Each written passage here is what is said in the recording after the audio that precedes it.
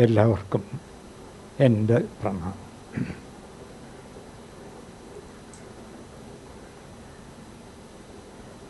വേദാന്ത തത്വം അത്യധികം ലളിതമാണ്. അത് മറ്റൊന്നുമല്ല, നമ്മുടെ ഒക്കെ ഉള്ളിൽ ഞാൻ എന്നിങ്ങനെ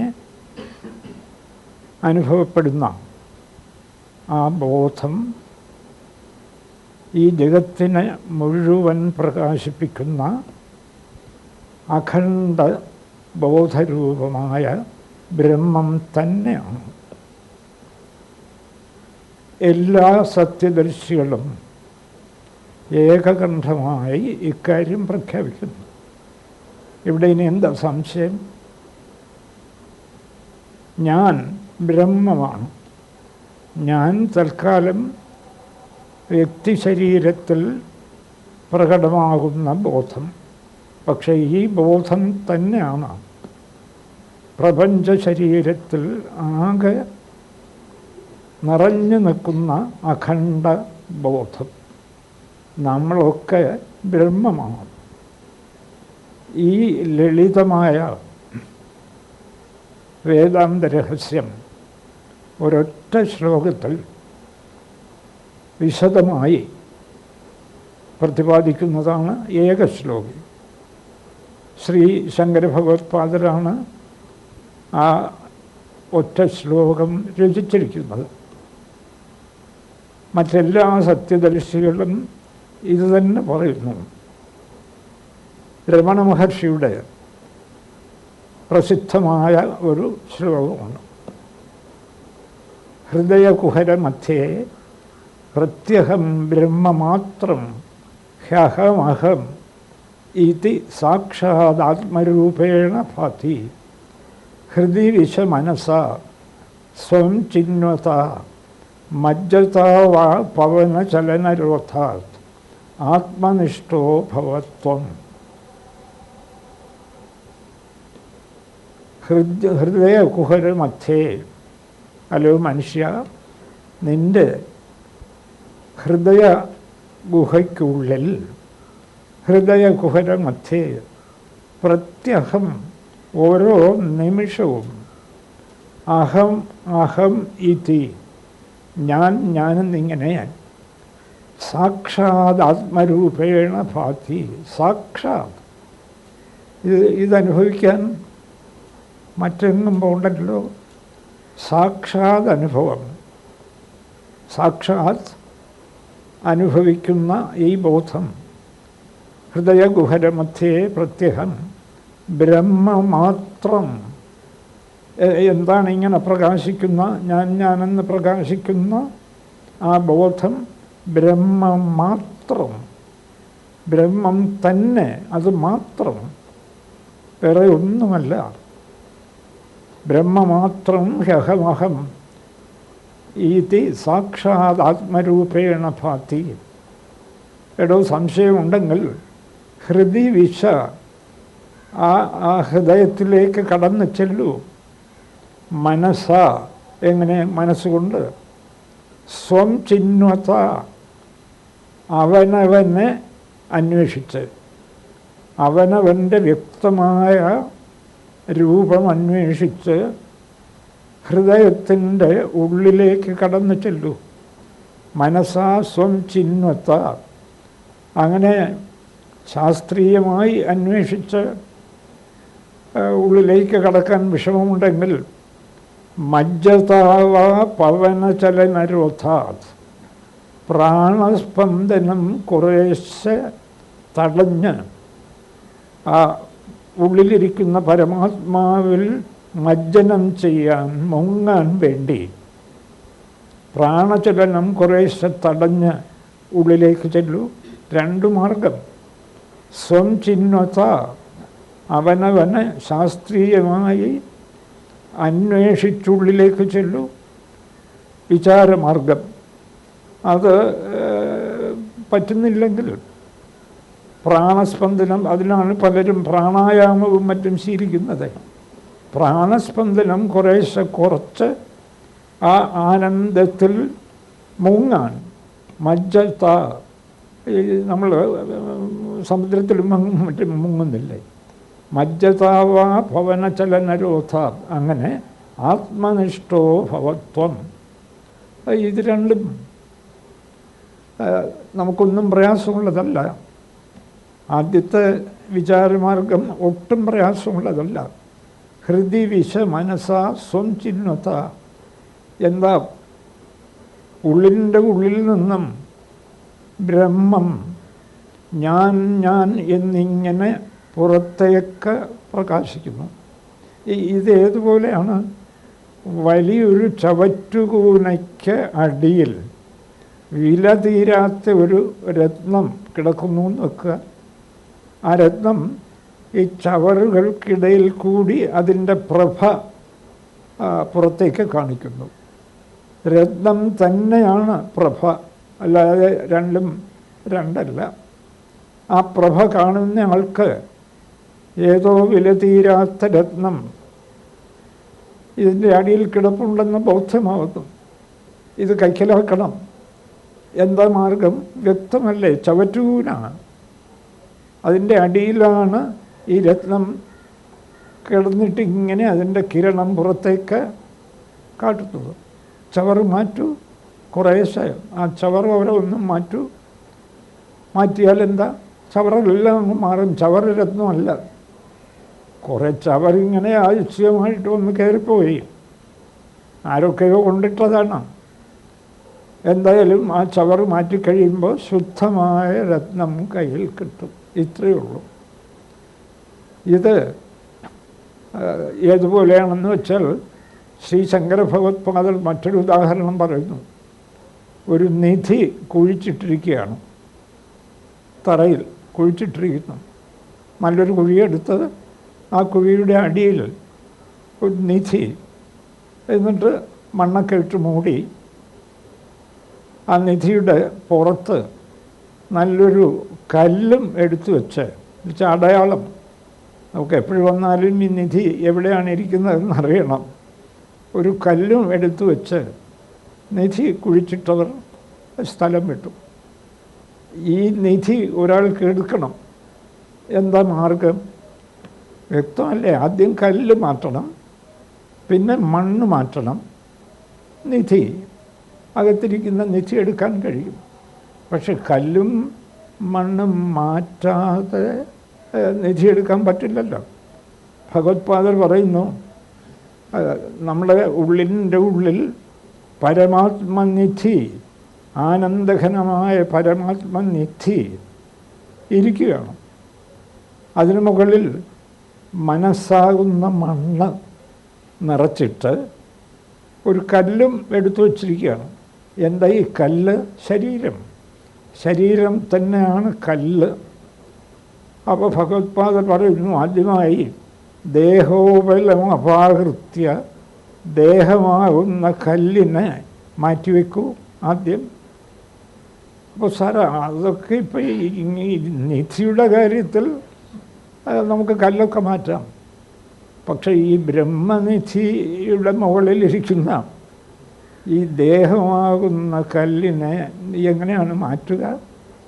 അവിടെയാണ് നിശ്ചയിക്കൂ. നിങ്ങൾക്ക് ബുദ്ധിയുള്ള ആളല്ലേ, ഞാൻ ദേഹമല്ല, തീരുമാനിച്ചാൽ മതി. അല്ലാതെ ഇപ്പം ദേഹത്ത് ഇവിടുന്ന് എടുത്ത് അങ്ങോട്ട് മാറ്റാനൊന്നും പറ്റില്ല. ഞാൻ ദേഹമല്ല. എന്തുകൊണ്ടല്ല? ഞാനുണ്ട് ഉണ്ട് എന്ന് രാപകൽ അനുഭവപ്പെടുന്ന ബോധം എങ്ങനെ ദേഹമാവും? ദേഹം ജഡമാണ്, അതിന് സ്വയം ഉണ്ടെന്ന് പോലും അനുഭവമില്ല. അതുകൊണ്ടാണല്ലോ ബോധം ഇറങ്ങിപ്പോകുമ്പോൾ ജഡത്തെ പ്രാണനെ പോലെ സ്നേഹിച്ചിരുന്ന ആളുകൾ അഗ്നിയിലെരിച്ച് ചാമ്പലാക്കുന്നത് അവർക്ക് വ്യക്തമാണ്. ദേഹം അല്ല ആത്മാവ്. അപ്പോൾ ദേഹോബലം അപാകൃത്യ, ദേഹമാകുന്ന കല്ലെടുത്തു മാറ്റൂ. ദേഹമാകുന്ന കല്ല് മാറ്റുന്നത് ദൃഢമായി തീരുമാനിക്കൂ, ഞാൻ ദേഹമല്ല. മാറിക്കഴിയും. കല്ല് മാറ്റുന്നത് അങ്ങനെയാണ്. ദേഹോബലം അപാകൃത്യ, അത് കഴിഞ്ഞു. അപ്പോൾ കല്ല് മാറ്റി. ഇനി എന്താ? മനസ്സാകുന്ന മണ്ണ് കുഴിക്കണം. അത് ബുദ്ധി കൊണ്ട് ഞാൻ ദേഹമല്ല എന്നുറപ്പായി ഗുരുപദേശം കൊണ്ടും ശാസ്ത്ര പഠനം കൊണ്ടും ഞാൻ എന്തായാലും ഈ ദേഹമല്ല, ബോധമാണ് എന്നുറപ്പായി. അപ്പോൾ ദേഹോബലം അപാകൃത്യ ഈ സത്യബോധം ഉറപ്പ് വന്ന ബുദ്ധി, കൃഷ്ണൻ ഗീതയിലുടനീളം പറയും, ബുദ്ധൗ ശരണമന്വിച്ഛ. അർജുന, സത്യബോധം ഉറപ്പ് വന്ന ബുദ്ധിയെ ശരണം പ്രാപിക്കൂ. ഭഗവത്പാദർ പറയുന്നു, ബുദ്ധി കുന്ദാലകാത്, ബുദ്ധിയാകുന്ന കുന്ദാലി ഈശ്വരൻ ബോധമാണ്. ഞാനൊരിക്കലും ഈ ജഡശരീരമല്ല എന്ന് ഉറപ്പ് വന്ന ആ ബുദ്ധിയാകുന്ന കുന്ദാലി കൊണ്ട് ഖാത്വ മനോഭുവം, മനസ്സാകുന്ന മണ്ണിനെ കുഴിച്ചെടുക്കൂ കുറേശ്ശെ. ഖാത്വ മനോഭുവം, ഭൂയോ, വീണ്ടും വീണ്ടും കുഴിക്കണം. ആദ്യം കുറച്ച് കുഴിച്ചപ്പോൾ നിധി കണ്ടില്ല, കാരണം മണ്ണ് കൂടുതലിട്ടിരിക്കുന്നേ. അതിനിടയ്ക്ക് ചില ചരലും കല്ലും ഒക്കെ കിടപ്പുണ്ട്. ഖാത്വ മനോഭുവം ഭൂയോ, വീണ്ടും വീണ്ടും അതിനെ കുഴിക്കണം. അതിപ്പോൾ സാറേ നിധി നമുക്ക് കുഴിച്ചെടുക്കാം മണ്ണ്, പക്ഷേ ഈ മനസ്സാകുന്ന മണ്ണിനെ കുഴിക്കുന്നത് എങ്ങനെ? ഒക്കെ നേരത്തെ പറഞ്ഞ ഏർപ്പാടാണ്, മറ്റൊന്നും എളുപ്പമല്ല. ഈ പ്രാണചലനം കൊണ്ട് സങ്കല്പനിരോധമൊക്കെ പറയാൻ എളുപ്പമല്ല. പിന്നെ എന്താ എളുപ്പം? ഇത് ഈ മണ്ണും ഇവിടെ നിധി പോലല്ല, സാധാരണ നിധി പോലല്ല. ബ്രഹ്മനിധിയിലെ ഒരു വെറും ഭ്രമമാണ് മനസ്സാകുന്ന മണ്ണ്. മരുഭൂമിയിൽ കാനൽ ജലം കാണുന്നത് പോലുള്ള ഭ്രമം, അല്ലെങ്കിൽ ഒരു കയറിൽ സർപ്പത്തെ കാണുന്നത് പോലുള്ള ഭ്രമം. അപ്പോൾ എന്താ? ഇത് തീരുമാനിക്കൂ. ഇതൊക്കെ ഗുരുവിൽ നിന്നും കേട്ട് മനസ്സിലാക്കിയിട്ടുണ്ട്, ശാസ്ത്രം പഠിച്ച് മനസ്സിലാക്കിയിട്ടുണ്ട്. അപ്പോൾ ഈ മനസ്സാകുന്ന മണ്ണും ബോധമായ ബ്രഹ്മത്തിലെ ഒരു ഭ്രമമാണ്, ഇല്ലാത്തതാണ്. ഉണ്ടെങ്കിൽ അതും ബ്രഹ്മം തന്നെ. എന്താ? മരുഭൂമിയിൽ കാനൽ ജലം ഇല്ലാത്തതാണ്. പക്ഷെ ആർക്കെങ്കിലും ഉണ്ടെന്ന് തോന്നുന്നെങ്കിൽ അത് മരുഭൂമി തന്നെയാണ്. സത്യം കണ്ടയാളിന് എത്ര ദൂരെ മാറി നിന്ന് വെള്ളം കണ്ടാലും അത് മരുഭൂമിയാണ്, അല്ലാതെ അവിടെ ഒരിക്കലും വെള്ളമില്ല. അത് ഗുരു നമുക്ക് പറഞ്ഞു തന്നു. ഇതൊക്കെ ബ്രഹ്മമാണ്, തൽക്കാലം നിങ്ങൾക്ക് വേറെ വേറെ എന്ന് തോന്നുന്നത് ഭ്രമമാണ്. അപ്പോൾ മനസ്സാകുന്ന മണ്ണിനെ കുഴിക്കണം. മനസ്സ് വരുന്ന ഓരോ വിചാരങ്ങളും ഓരോ വികാരവും ഒക്കെ ബ്രഹ്മം തന്നെ എന്ന് തീരുമാനിക്കണം. ഞാനിതെടുത്ത് പറയുന്നത്, അല്ലെങ്കിൽ നമുക്കൊന്നും പിടിയിട്ടില്ല. എങ്ങനെയാണ് ഈ ബുദ്ധിയാകുന്ന കുന്താലി കൊണ്ട്, അതാണ് ബുദ്ധിയാകുന്ന കുന്താലി കൊണ്ട് ബുദ്ധി തുറപ്പിച്ചിട്ടുണ്ട്. കൃഷ്ണൻ ആവർത്തിച്ച് പറയുന്നതാണ്, എടോ എല്ലാ കർമ്മം ചെയ്യുമ്പോഴും ചേതസാ സർവകർമാണി മയി സന്യസ്യ മത്പരഃ ബുദ്ധിയോഗമുപാശ്രിത്യ മച്ചിത്ത സതതം ഭവ. സകല കർമ്മങ്ങളും ചെയ്തോളൂ, പക്ഷേ ചേതസ്സുകൊണ്ട് അവ എന്നിലർപ്പിക്കണം, ബ്രഹ്മയജ്ഞം എന്നിലർപ്പിക്കണം. എന്നിട്ട് ബുദ്ധിയോഗം ഉപാശ്രിത്യ, ബുദ്ധിയോഗം എന്താ? എല്ലാം ബ്രഹ്മം, സർവം ഖല്വിദം ബ്രഹ്മ എന്ന് ഉപനിഷത്തുകൾ ഉച്ചൈസ്തരം പ്രഖ്യാപിക്കുന്നു. ആ ബുദ്ധിയോഗം ഉപാശ്രിത്യ മച്ചിത്ത സതതം ഭവ. മനസ്സിലെന്തോ കയറി വരട്ടെ, എന്ത് കയറി വന്നാലും ബ്രഹ്മം. ചിലർ ചോദിക്കുന്നു, സാർ തീരെ അധാർമികമായ ചിന്തകളൊക്കെയാണ് നമുക്ക് ആവശ്യമുണ്ടായിട്ടില്ല, മനസ്സിൽ കയറി വരുന്നു. എടോ, ഒരു സാരവുമില്ല, കയറി വരട്ടെ. എവിടുന്നാണ് കയറി വരുന്നത്? ബോധത്തിൽ നിന്ന്. ബോധത്തിൽ നിന്ന് അങ്ങനെ ഒന്ന് വരാൻ സാധ്യമല്ല. അപ്പോൾ ഇത് വെറും ഭ്രമമാണ്, അതും ബ്രഹ്മമാണെന്ന് തീരുമാനിക്കൂ. മറ്റത് പാപചിന്തയാണ്. അയ്യോ, ഞാൻ പാപം ചെയ്തോ, എനിക്ക് ഈ ആത്മസാക്ഷാത്കാരം സാധ്യമാകുമോ, അതിനിപ്പോൾ എന്താ മാർഗം, ആരെയാ കാണേണ്ട, ഇങ്ങനെ ഒരു ഭ്രമമാണ്. ഒന്നും പേടിക്കണ്ട, ബ്രഹ്മത്തിൽ നിന്നല്ലാതെ നല്ല ചിന്തയോ ചീത്ത ചിന്തയോ ഒന്നും വരാൻ സാധ്യമല്ല. ഒക്കെ ബോധത്തിൻ്റെ പശ്ചാത്തലത്തിൽ. അതുകൊണ്ട് അവയൊക്കെ തന്നെ ബോധമാണ്, ബ്രഹ്മമാണ്. സർവം ഖല്വിദം ബ്രഹ്മ. കിം വചനീയം കിം അവചനീയം, എന്ത് പറയാൻ എന്ത് പറയാതിരിക്കാൻ, സർവം ബ്രഹ്മമയം. ഇതങ്ങോട്ട് തീരുമാനിക്കൂ. പേടിക്കണ്ട. ഭയമുള്ളവർക്ക് സത്യത്തെ അന്വേഷിക്കാനോ കണ്ടുപിടിക്കാനോ ഒന്നും സാധ്യമല്ല. അപ്പോൾ അതങ്ങ് തീരുമാനിക്കുക.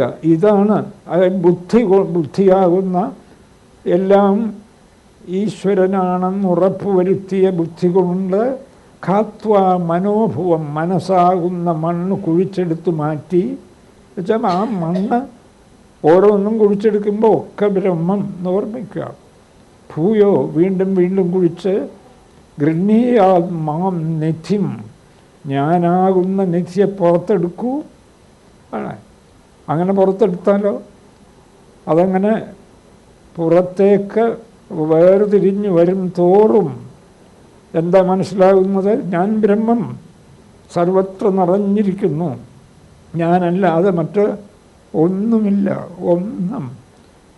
വാസിഷ്ഠമൊക്കെ പറയുന്നു, അയമേവ അഹമിത്യന്തർ സങ്കോചേ വിലയം ഗത്തെ സമസ്തഭുവനവ്യാപി വിസ്താര ഉപജായത്തെ. രാമ, ഞാനീ ശരീരമാണ് എന്ന ആ സങ്കോചം, ചുരുങ്ങൽ മാറിയോ? നീ ബ്രഹ്മമാണെന്ന് ഉറപ്പിക്കൂ. സർവത്ര നിറഞ്ഞു നിൽക്കുന്നു. ഞാൻ ശരീരമല്ല, ശരീരവും ബ്രഹ്മം തന്നെ. ഒരു പക്ഷേ ശരീരം കാണുന്നുണ്ടെങ്കിൽ ഭ്രമം, അതും ബ്രഹ്മം തന്നെ അന്തിമ വിശകലനത്തിൽ. അങ്ങനെ ഞാനീ ശരീരമാണെന്ന സങ്കോചം, ചുരുങ്ങൽ ഒന്ന് മാറിക്കിട്ടിയാൽ സമസ്ത ഭുവനവ്യാപി, അനന്തകോടി ബ്രഹ്മാണ്ടങ്ങളിൽ വ്യാപിച്ചു നിൽക്കുന്ന അഖണ്ഡബോധമാണ് ഞാൻ എന്നനുഭവിക്കാറാവും. അല്പമൊന്ന് പ്രയത്നിച്ചാൽ ഈ അനുഭവം ആർക്കും നേടാം. അത് വയ്യാന്ന് വെച്ചാലോ, രാപകൽ പരക്കം പായുക ഈശ്വരനെ അന്വേഷിച്ച്. ഞാൻ ഈശ്വരനാണ്, എൻ്റെ കളങ്കങ്ങളൊന്നും മാറ്റിയാൽ മതി. അത് മാത്രം ആർക്കും വയ്യ. വേണമെങ്കിൽ കൈലാസത്ത് പോവും. അവിടെയൊക്കെ പോകണമെന്നൊന്നും പറയുന്നില്ല. കഠിനമായ തണുപ്പ്, ഭീകരമൃഗം, അതൊക്കെ സഹിച്ച് കണ്ടമാനം പണവും ചിലവാക്കി അവിടെ പോവും, ഇവിടെ പോവും. തിരിച്ച് വീട്ടിൽ വന്നാലോ പഴയ ആൾ. അതേവസരത്തിൽ ഇതും കൂടെ ഓർമ്മിച്ചുകൊണ്ട് ഇവിടെ വേണോ പോവും. ഖത്വ മനോഭുവം ഭൂയോ ഗൃഹീയാത് മാം നിധിം പുനഃ. എന്നിട്ട് ആ നിധി എടുക്കൂ. ഇതാണ് മജ്ജതാവ, അല്ല ബ്രഹ്മമാത്രം ഹ്യഹമിതി സാക്ഷാത് ആത്മരൂപേണ ഭാതി ഹൃദി വിശ മനസ്സ എന്ന് രമണ മഹർഷി പറയുന്നത് ഈ പ്രക്രിയയാണ്. ഒരു പക്ഷേ ഇത് പ്രയാസമാണെന്ന് തോന്നിയാൽ മജ്ജതാവ പവനചലനരോധ, പ്രാണായാമമൊക്കെ നല്ലവണ്ണം അഭ്യസിച്ച് പ്രാണനെ ഒന്ന് തടഞ്ഞു നിർത്തി സൂക്ഷ്മപ്പെടുത്താൻ കഴിഞ്ഞാൽ ആ പ്രാണനിൽ സർവത്ര ആനന്ദം പ്രസരിച്ച് അനുഭവിക്കാറാവും. അപ്പോഴാണ് ഈ കുണ്ടലിനി പ്രാണപ്രസരണം എന്നൊക്കെ പറയുന്നത് അത്യന്തം സുഖാവഹമായി ഒരാൾക്ക് അനുഭവിക്കാൻ കഴിയും. പക്ഷേ ഇതുപോലെ എളുപ്പമല്ല. പ്രാണായാമമൊക്കെ നല്ലൊരു ഗുരുവിൻ്റെ സന്നിധിയിലിരുന്ന് പഠിക്കണം. എന്തെങ്കിലും അപാകത വന്നാൽ വലിയ കുഴപ്പമാണ്. വേണ്ടാത്ത സൂക്കേടുകളൊക്കെ ഉണ്ടെന്ന് തോന്നും. ഒരിക്കൽ തലശ്ശേരിയിലൊക്കെ പോയപ്പോൾ ഒരാൾ വല്ലാത്ത തലവേദന, സകല ഡോക്ടർമാരെയും കണ്ടു. പക്ഷെ തലവേദന അവർക്ക് പിടികിട്ടുന്നില്ല. ഇതെന്ത് തലവേദനയാണെന്ന് നിശ്ചയമില്ല. അപ്പോൾ ഞാൻ ആളോട് ചോദിച്ചു, നിങ്ങൾ വല്ല ധ്യാനവും ശീലിക്കുന്നുണ്ടോ? ഉണ്ട്. ഈ ചുവരിലൊരു കറുത്ത പുള്ളി ഇട്ടിട്ട് അതിലിങ്ങനെ നോക്കി ഞാൻ ധ്യാനിക്കാറുണ്ട് സാർ. ഞാൻ കുറേയൊക്കെ ധ്യാനിക്കുമ്പോൾ ഞാൻ ഭൂമിയിൽ നിന്നും 2 അടി ഉയർന്നു നിൽക്കുന്നത് പോലെയൊക്കെ എനിക്ക് തോന്നും. അപ്പോൾ ഞാൻ പറഞ്ഞു, കാര്യം അത് തന്നെ, നിങ്ങൾ ഉടനെ ഈ ഏർപ്പാട് നിർത്തൂ, അല്ലെങ്കിൽ ഈ തലവേദന മാറില്ല. അതൊക്കെ ഒരു നല്ല ഗുരുവിൽ നിന്നും ചിരകാലം അഭ്യസിക്കേണ്ടതാണ്. അതൊന്നും ഒരു സാധാരണക്കാർക്ക് ഈ പ്രാണായാമമോ ഈ ചിരകാല അഭ്യാസമോ ഒന്നും എളുപ്പമല്ല. നേരെ മറിച്ച് ഇത് ആർക്കാ പാടില്ലാത്ത, അത് പ്രാണായാമം ശീലിക്കണമെങ്കിൽ പ്രത്യേകം സ്ഥലം വേണം, പ്രത്യേകം ആസനം തയ്യാറാവണം, ഇങ്ങനെ ഒരുപാട് നിയമങ്ങളൊക്കെ ഉണ്ട്. നേരെ മറിച്ച് മനസ്സിൽ വരുന്ന സകല ചിന്തകളും ആ ജഗദീശ്വരൻ തന്നെ ബ്രഹ്മമാണ് എന്നുറപ്പിക്കാൻ എന്താ തടസ്സം? വലിയ ഗുരുവിൻ്റെ ആവശ്യമൊന്നുമില്ല. ഒരു ഗുരു അറിയാവുന്ന ആളുണ്ടെങ്കിൽ ഇടയ്ക്കിടയ്ക്ക് വരുന്ന സംശയങ്ങൾ മാറ്റിക്കൊടുക്കാൻ അദ്ദേഹത്തിന് കഴിയും, അത്രയേ ഉള്ളൂ. പക്ഷേ ഇതൊക്കെ ബ്രഹ്മമാണ് എന്നുറപ്പിക്കേണ്ടത് അവനവൻ തന്നെയാണ്. ഉദ്ധരേതാത്മനാത്മാനം കൃഷ്ണൻ പറയുന്നു. നീ നിന്നെ ഉദ്ധരിക്കുക. ഇതെവിടെ പാടില്ലാത്തത്? അടുക്കളയിൽ നിൽക്കുമ്പം ശീലിച്ചൂടെ? മറ്റാരോടും പറയണ്ട. ഒക്കെ ബ്രഹ്മം, വെള്ളവും ബ്രഹ്മം, തീയും ബ്രഹ്മം, അമിക്കലും ബ്രഹ്മം, പച്ചക്കറിയും ബ്രഹ്മം, ഞാനും ബ്രഹ്മം. അതൊക്കെ ഇങ്ങനെ, ഇതൊക്കെ ഒരു അന്ധവിശ്വാസമല്ലേ? ഇത്രയും പറഞ്ഞാലും പിന്നീട് അന്ധവിശ്വാസമാണെന്ന് തോന്നിയാൽ എന്താ ചെയ്യുക? അവിടെയാണ് നമ്മുടെ ഒക്കെ ബുദ്ധിമുട്ട്. നിങ്ങൾ രഹസ്യമായിട്ട് ഇതൊന്ന് അഭ്യസിച്ച് നോക്കൂ. ഒക്കെ ബ്രഹ്മം. അപ്പോൾ ഭേദചിന്തയും രാഗദ്വേഷവും ഒക്കെ പോവും. ആനന്ദം, എങ്ങനെ നിറഞ്ഞു നിൽക്കുന്ന ആനന്ദം നമ്മളാണെന്ന് തെളിയും. അതാണ് പവന ചലനരോധ ആത്മനിഷ്ഠോ ഭവത്വം. ഇതാണ് രമണ മഹർഷിയുടെ പ്രസിദ്ധമായ വേദാന്ത പ്രക്രിയ. ഇത് തന്നെ മറ്റെല്ലാവരും പറയുന്നു. ശ്രീശങ്കര ഭഗവത്പാദർ ആവർത്തിച്ച് പറയുന്നു. യാ തിര്യം നരദേവതാഭിരഹമിത്യന്തസ്ഫുടാ ഗൃഹ്യത്തെ. യാ തിര്യം നരദേവതാഭി. മൃഗങ്ങളെന്നില്ല, മനുഷ്യരെന്നില്ല, ദേവന്മാരെന്നില്ല. അവരെല്ലാവരും ഉള്ളിൽ സ്ഫുടമായി സ്പഷ്ടമായി ഞാനെന്നിങ്ങനെ അനുഭവിക്കുന്നു. യാ തിര്യം നരദേവതാഭിരഹം ഇത്യന്തസ്ഫുടാ ഗൃഹ്യത്തെ. ഞാനെന്നിങ്ങനെ ഉള്ളിൽ സ്പഷ്ടമായി ഗൃഹ്യത്തെ. യദ്ഭാസ ഹൃദയ അക്ഷദേഹ വിഷയാ ഭാന്തി സ്വതോ അചേതനാ. പ്രാണൻ, ബുദ്ധി, ഇന്ദ്രിയങ്ങൾ, ശരീരം, ഈ ജഗത്ത്, ഇതൊക്കെ ജഡങ്ങളാണ്. ആ ജഡങ്ങൾക്ക് സ്വയം ഉണ്ടെന്ന് പ്രകാശിക്കാനേ സാധ്യമാകുന്നില്ല. പിന്നെ അവ പോലും ഉള്ളതായിത്തീരുന്നത് ഈ ഞാനിൻ്റെ പശ്ചാത്തലത്തിലാണ്. ഒന്ന് ആലോചിച്ച് നോക്കുക. ഞാൻ എന്ന ബോധസ്ഫുരണം ഇല്ലയോ? ഇത് ആവർത്തിച്ച് കേട്ട് മനസ്സിലാക്കുക. ഞാനെന്ന ബോധസ്ഫുരണമില്ലയോ? ഹൃദയ അക്ഷദേഹ വിഷയാ. ബുദ്ധിയോ ഇന്ദ്രിയങ്ങളോ ശരീരമോ ഈ ജഡവിഷയങ്ങളോ ഒന്നും പ്രകാശിക്കില്ല. ഈ ഞാനിൻ്റെ പ്രകാശത്തെ തുടർന്നാണ് ഹൃദയ അക്ഷദേഹ വിഷയാ ഭാന്തി സ്വതോ അചേതനാ. ഹൃദയം തുടങ്ങിയവയൊക്കെ സ്വതേ ജഡങ്ങളാണ്. ജഡങ്ങൾക്ക് സ്വയം ഉണ്ടെന്ന് പോലും അനുഭവിക്കാൻ സാധ്യമല്ല. യദ്ഭാസ ഹൃദയാക്ഷദേഹ വിഷയാ ഭാന്തി സ്വതോ അചേതനാ. താം ഭാസ്യൈ പിഹിത അർക്കമണ്ഡല നിഭാം സ്ഫൂർത്തിം. അത് ഈ ഞാനെന്ന ആ സ്ഫുരണം വലിയൊരു സൂര്യമണ്ഡലത്തെ, പൂർണ്ണപ്രകാശമയമായ സൂര്യമണ്ഡലത്തെ മേഘങ്ങൾ മറയ്ക്കുന്നത് പോലെ ഈ ഞാനിനെ, ഈ ദൃശ്യങ്ങളൊക്കെ കൂടെ മറച്ചിരിക്കുകയാണ്.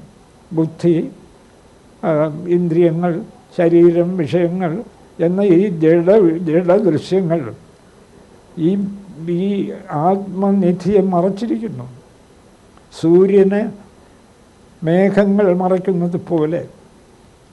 താം ഭാസ്യൈ പിഹിത അർക്കമണ്ഡല നിഭാം സ്ഫൂർത്തിം.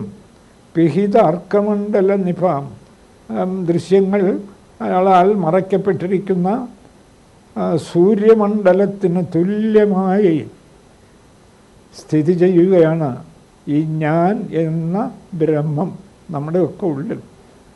അങ്ങനെയുള്ള ആ സൂര്യനെപ്പോലെ തെളിഞ്ഞു നിൽക്കുന്ന ആത്മാവിനെ സദാഭാവയൻ യോഗി അതിനെ സദാഭാവന ചെയ്യുന്നു. എങ്ങനെ? എല്ലാം അതുതന്നെ എന്ന് ഭാവന ചെയ്യുന്നു. ഞാൻ ഈ കാണുന്ന എല്ലാം, കാരണം അതില്ലെങ്കിൽ ഇവിടെ ഒന്നുമില്ല, ബുദ്ധിയുമില്ല, ശരീരവുമില്ല, ഇന്ദ്രിയങ്ങളുമില്ല, വിഷയങ്ങളുമില്ല, ഒന്നുമില്ല.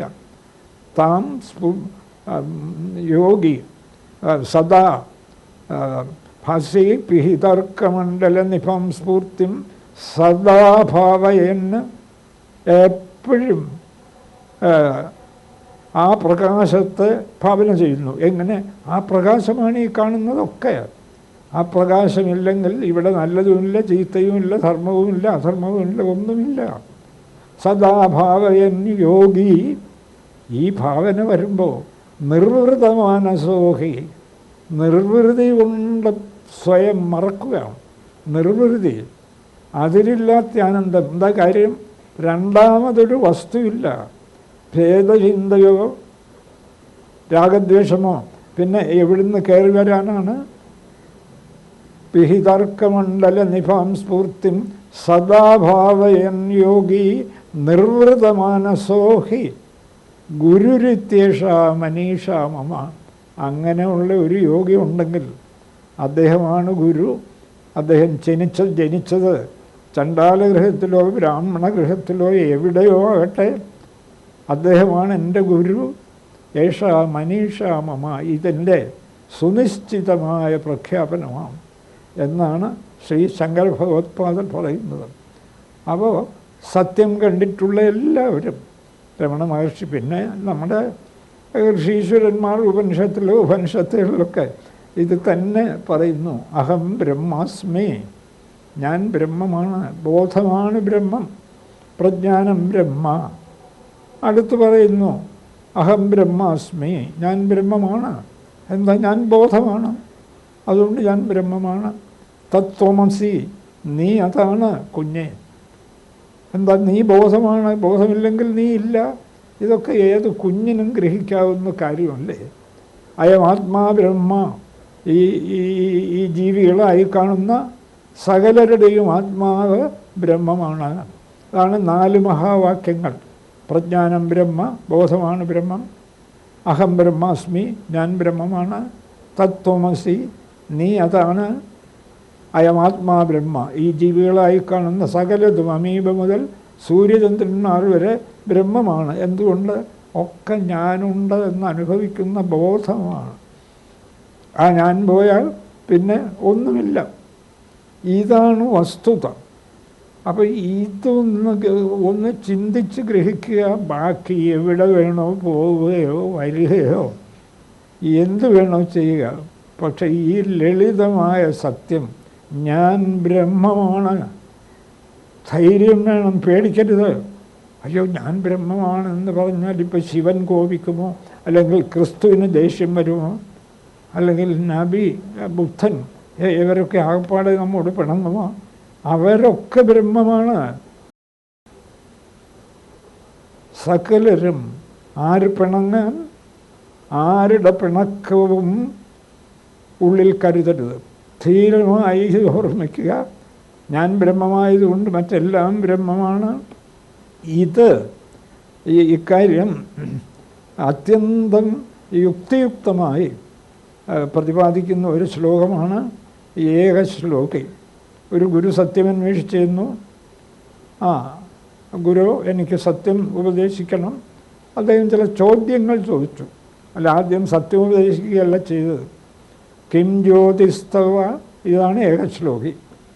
കിം ജ്യോതിസ്തവ, ചോദ്യം, കുഞ്ഞെ നിനക്ക് ഈ ജഗത്തിനെ അനുഭവിക്കാം, എന്താണ് വെളിച്ചം? കിം ജ്യോതിസ്തവ, അത് വളരെ സ്പഷ്ടം. ശിഷ്യൻ പറഞ്ഞു, ഭാനുമാൻ അഹനിമേ രാത്രൗ പ്രദീപാധികം. പകൽ സൂര്യനാണ് എനിക്ക് ഈ പ്രപഞ്ചത്തെയൊക്കെ അനുഭവിക്കാനുള്ള വെളിച്ചം. രാത്രൗ പ്രദീപാധികം, രാത്രിയിൽ വെളിച്ചം, ദീപം, അഗ്നി. അപ്പോൾ ഗുരു പറഞ്ഞു, അത് ശരി, നീ പറയുന്നത് ശരി, സ്യാദേവം, ആയിക്കോട്ടെ, വിരോധമില്ല. രവി ദീപ ദർശന വിധൗ കിം ജ്യോതി. എടോ, അത് ശരി, ഈ സൂര്യനെയും അഗ്നിയെയും ദർശിക്കാൻ നിനക്കെന്താ വെളിച്ചം? രവി ദീപ ദർശന വിധൗ കിം ജ്യോതി. രവിയെയും ദീപത്തെയും ഒക്കെ ദർശിക്കാനുള്ള നിൻ്റെ വെളിച്ചം എന്താണ്? കിം ജ്യോതി രാഖ്യാഹിമേ, എന്നോട് പറയൂ. കാര്യം സ്പഷ്ടം. ചക്ഷുഹു, ഉത്തരം കോടൻ കിട്ടി. എൻ്റെ കണ്ണാണ് എനിക്ക് ഇവരെയൊക്കെ, സൂര്യനെയും അഗ്നിയെയും ഒക്കെ ദർശിക്കാനുള്ള വെളിച്ചം. ചക്ഷുഹു, അത് ശരി. തസ്യ നിമീലനാദിസമയേക്കും. പക്ഷെ നീ ചിലപ്പോൾ കണ്ണൊക്കെ അടയ്ക്കാറുണ്ടല്ലോ.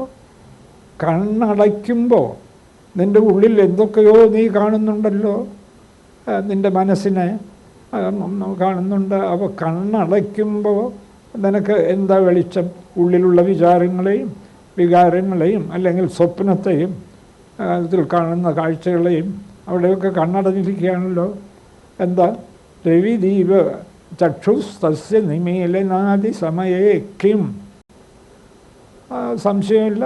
ധീഹി, ബുദ്ധിയാണ്, മനസ്സാണ് എൻ്റെ കണ്ണ്. കിം നിമീലനാദിസമയേ കിം, എന്താണ്? അത് ശരി. ധിയോ ദർശനേ, ഗുരുവിൻ്റെ ചോദ്യം. ഈ ബുദ്ധിയെ കാണാൻ എന്താണ് വെളിച്ചം? ധിയോ ദർശനേ, ബുദ്ധിയുടെ ദർശനത്തിൽ എന്ത് വെളിച്ചം? ഗുരോ തത്ര അഹം, ഞാനാണ് വെളിച്ചം. ഞാനാണ് ബുദ്ധിയെ കാണുന്നത്. എത്ര സ്പഷ്ടം! തത്രാഹം. ഇവിടെ എനിക്ക് ചോദ്യം തിന്നു, നിനക്ക് നിന്നെ അനുഭവിക്കാൻ, ഉണ്ട് എന്ന് അനുഭവിക്കാൻ എന്താ വെളിച്ചം? ഗുരു, അത് വേറെ വെളിച്ചമൊന്നുമില്ല. ഞാൻ ഉണ്ടെന്ന് ഞാൻ സ്വയം അനുഭവിക്കുക. ഞാനുണ്ട് എന്ന് അനുഭവിക്കാൻ എനിക്ക് മറ്റൊരു ഉപകരണത്തിൻ്റെയും ആവശ്യമില്ല. അതാണ് സ്വയം ജ്യോതി, സ്വയം പ്രകാശമയമായി നിൽക്കുന്ന ഞാൻ. തത്രാഹം. എടോ കുഞ്ഞെ, അതോ ഭവാൻ പരമകം ജ്യോതി. അതുകൊണ്ട് നീ തന്നെയാണ് വെളിച്ചങ്ങളുടെ ഒക്കെ വെളിച്ചം. കാരണം നീ സ്വയം ഉണ്ടെന്നറിയുന്നു, മറ്റെല്ലാറ്റിനെയും ഉള്ളതാക്കി തീർക്കുന്നു. ഉണ്ട് തരുന്നു. ഭവാൻ പരമകം ജ്യോതി. നീ തന്നെയാണ് സത്യം, നീ തന്നെയാണ് ഈശ്വരൻ, നീ തന്നെയാണ് അനന്തകോടി ബ്രഹ്മാണ്ടങ്ങളെ പ്രകാശിപ്പിക്കുന്നത്. ഭവാൻ പരമകം ജ്യോതി. ശിഷ്യൻ അല്പം ഒന്ന് ആലോചിച്ചു. ഗുരു, തന്നെ സംശയമൊന്നുമില്ല, എനിക്കിപ്പോഴല്ലേ പിടികിട്ടിയത്. ഞാൻ അങ്ങയുടെ അടുത്ത് വന്നത് എന്ത് നന്നായി. തതോ ഭവാൻ പരമകം ജ്യോതി തദസ്മി പ്രഭോ. ശരി, എനിക്കിനി ചോദിക്കാനൊന്നുമില്ല. ഇനി എന്ത് ചോദിക്കാൻ? എനിക്ക് കിട്ടേണ്ടത് കിട്ടിക്കഴിഞ്ഞു. തദസ്മി പ്രഭോ, ഞാനത് തന്നെയാണ്. ഇതാണ് ഏകശ്ലോകി എന്ന് പറയുന്നത്. നമ്മുടെ ആചാര്യനായ എഴുത്തച്ഛൻ ഈ ശ്ലോകത്തിൻ്റെ ഒരു ചെറിയ പരിഭാഷ ഹരിനാമകീർത്തനത്തിൽ കൊടുത്തിട്ടുണ്ട്. അർക്കാനലാദി വെളിവൊക്കെ ഗ്രഹിക്കും ഒരു കണ്ണിന്. അർക്കാനലാദി വെളിവ്, സൂര്യൻ്റെയും അഗ്നിയുടെയും പ്രകാശത്തെ ഒക്കെ ഗ്രഹിക്കുന്ന കണ്ണ്, അതൊക്കെ ഗ്രഹിക്കുന്നത് കണ്ണാണ്. അർക്കാനലാദി വെളിവൊക്കെ ഗ്രഹിക്കും ഒരു കണ്ണിന് കണ്ണ്. ആ കണ്ണിനെ കാണുന്ന കണ്ണേതാ? മനമാകുന്ന കണ്ണ്, മനസ്സാകുന്ന കണ്ണാണ് ആ കണ്ണിനെ പ്രകാശിപ്പിക്കുന്നത്.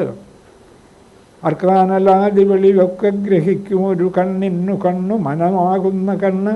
അതിനു കണ്ണായിരുന്ന പൊരുൾ താൻ, അതിനെ പ്രകാശിപ്പിക്കുന്ന കണ്ണേതാ? ഞാൻ. അയ്യോ, എന്തൊരു അതങ്ങോട്ട് പിടികിട്ടുമ്പോൾ ഭഗവാനെ, ആനന്ദത്തിന് എന്താണിനി ഒരു പരിമിതി?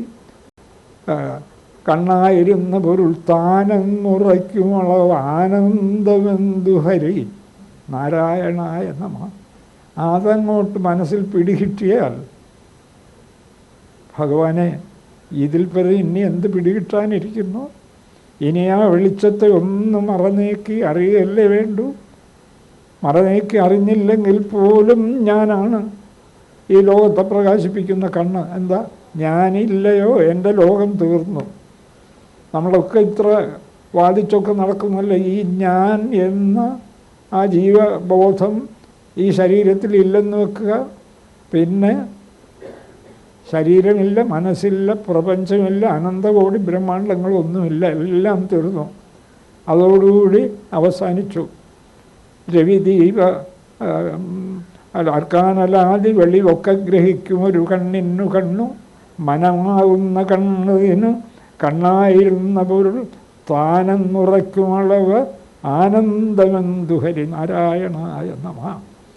നമ്മുടെ ആചാര്യനും ഒക്കെ ഇത് പറഞ്ഞു വച്ചിട്ടുണ്ട്. പക്ഷെ നമ്മൾ എന്നാലും ഈശ്വരനെ അന്വേഷിച്ച് ഇങ്ങനെ പോവുക. എവിടെ കിട്ടാനാണ് ഈശ്വരനെ?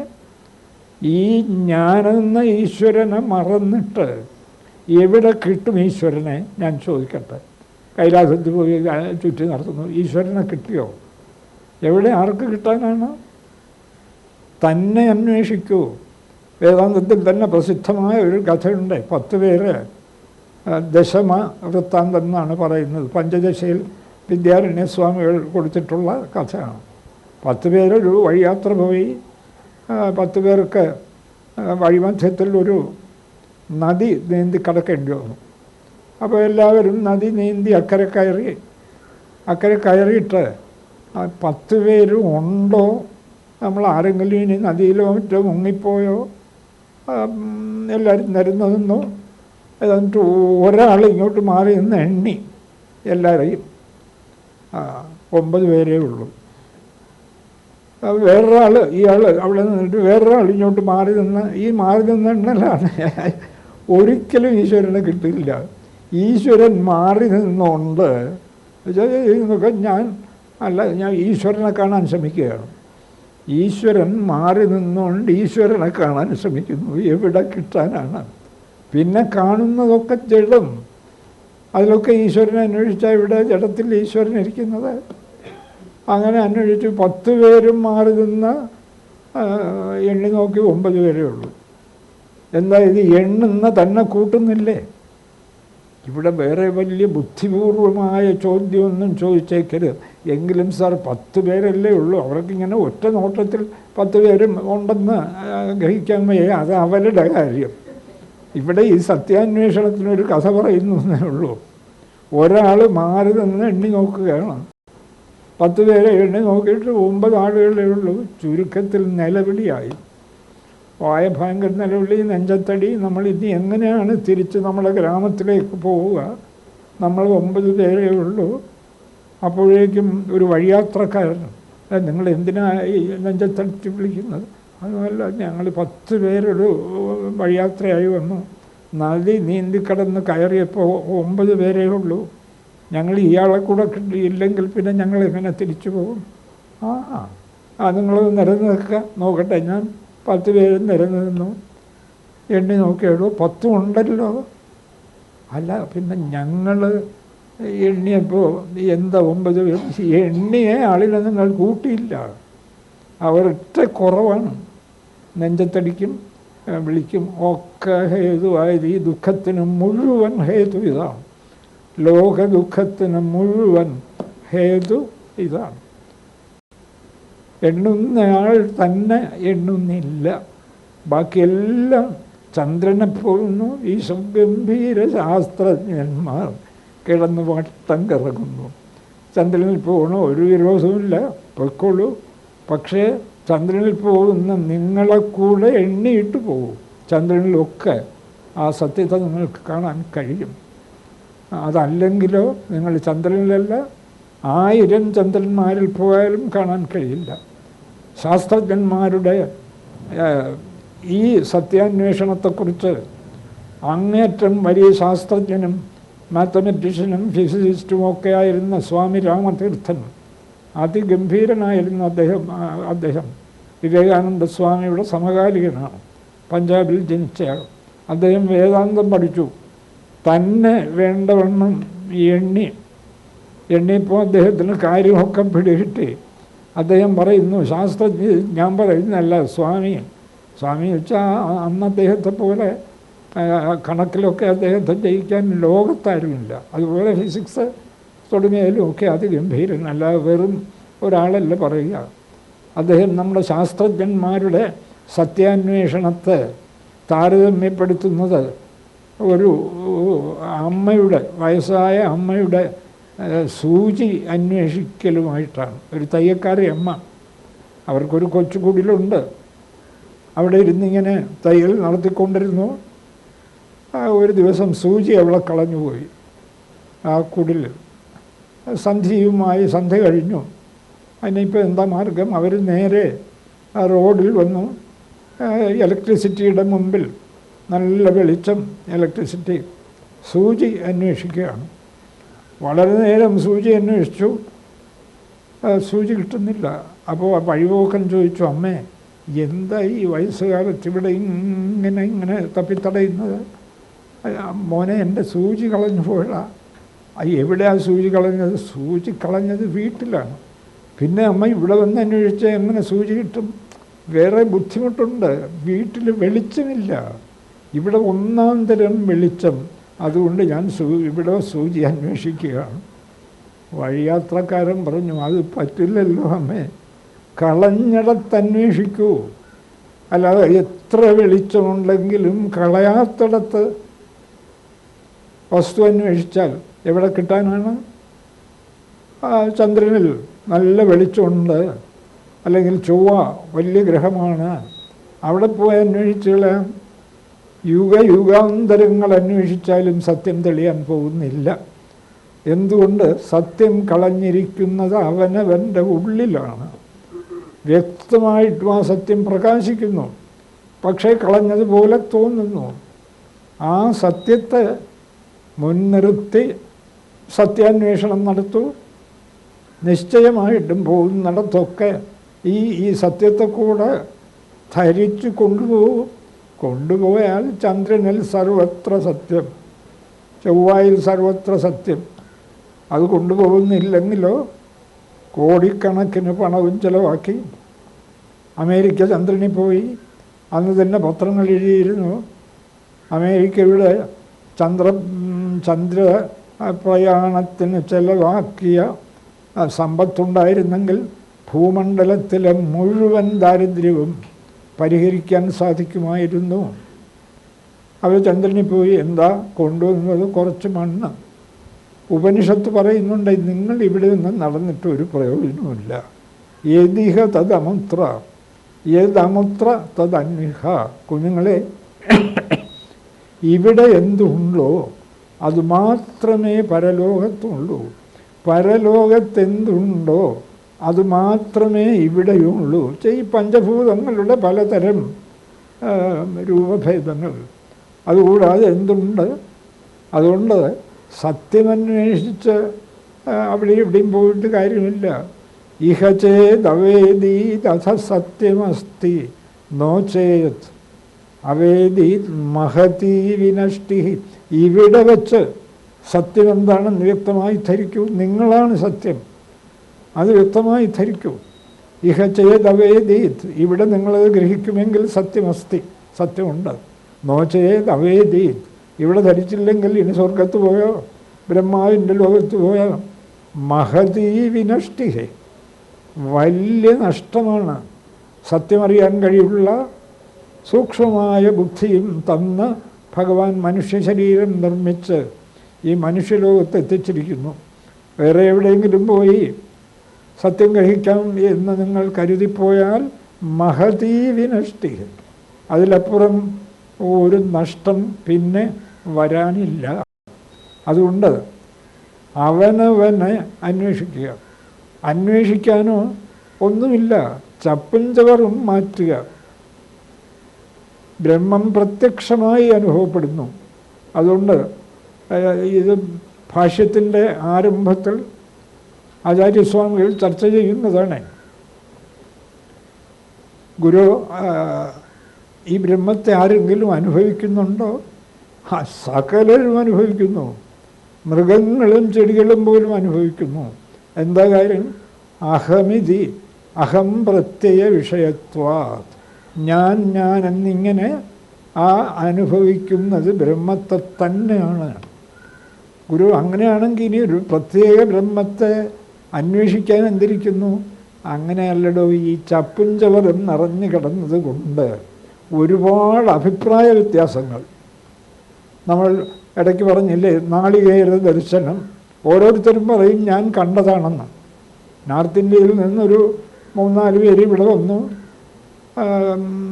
നാളികേരം കാണാനായിട്ട് കേരളത്തിൽ വന്നു.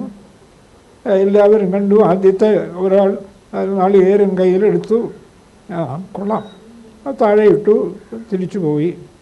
രണ്ടാമത്തെ ഒരാൾ വന്നു, കൊള്ളാം, ഇതിനകത്തെന്താണെന്ന് കാണണമല്ലോ. ആ നാളികേരം അതിൻ്റെ തൊണ്ടെല്ലാം മാറ്റി ചകരി മാറ്റി നോക്കി, കുറേ കട്ടിയുള്ള ഒരു പദാർത്ഥം. ഇനി കഴിയില്ല. ഇതാണ് ഈ സത്യദർശനം. കുറച്ചങ്ങോട്ട് ചെന്നപ്പോൾ ഏതാണ്ടൊക്കെ പിടിയിട്ട് ഇനി കഴിയില്ല, മാറ്റിക്കളയാം.